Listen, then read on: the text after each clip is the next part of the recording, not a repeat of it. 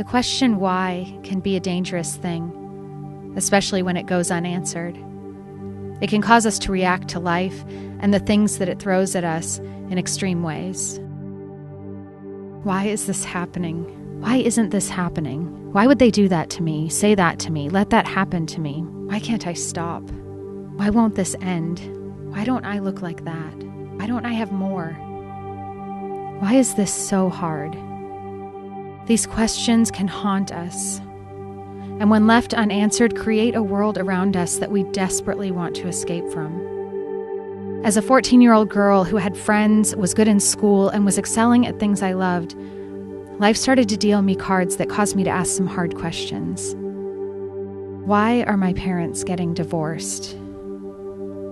Why was I the one they picked to abuse? Why do I feel afraid all the time? I didn't grow up in church. I had no idea who God really was, and I thought Jesus was for weird Christian freaks who hated everyone that didn't look or think like them.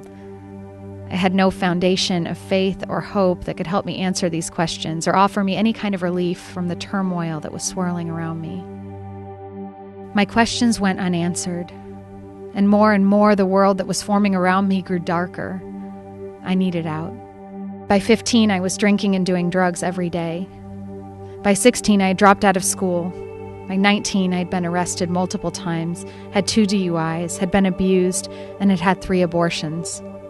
And as a 21-year-old, I found myself homeless because what had started as an escape had turned into an addiction.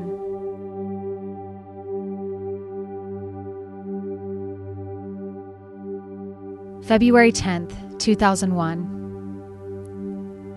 I was lying on the floor of a public bathroom after just being abused, numb to everything except this overwhelming, mounting hopelessness. My tears rolled off my cheeks and hit the dirty ground beneath me. Without thinking, without analyzing or strategizing, 3 words fell out of my mouth. God, help me. I don't remember why I said it. I had no foundation for it. I didn't know who God was, where He was, or if He even existed. But as everything was being stripped away, almost like a survival instinct, my soul cried out, and my soul's creator answered. I left that bathroom and that very night came into contact with someone who helped me get into a recovery program. That was February 10th, 2001, and I've been sober since February 11th, 2001. Everything that happened in those following days, my sobriety, getting healthy again, going back to school and eventually graduating from college, I attested all of it to that simple prayer. But I still had no idea who this God was that answered it. This God that I didn't know, had never served or worshipped or obeyed, came flooding in.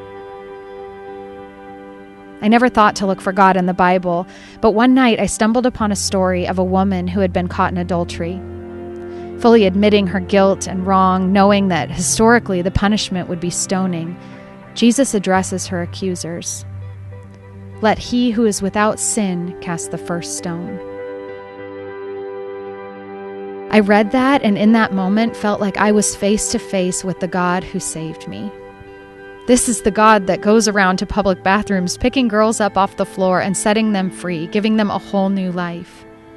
This was the God that saved me. This was my God. Today, when I look at the cross, I realize that the cross isn't just a picture of Jesus giving me salvation. It's a picture of Him giving me healing, wholeness, identity, freedom, hope, and a future. And none of it stipulates on my ability to be good or right, because what Jesus gave, He gave all at once. He didn't divvy it all out for me like gold stars for good behavior. He gave in spite of my behavior. God wasn't hiding from me. He wasn't waiting for me to get to Him. He was just waiting for me to ask for Him. And when I did, when I reached out to Him, not even knowing if He was really there, He gave me everything. He gave me Jesus.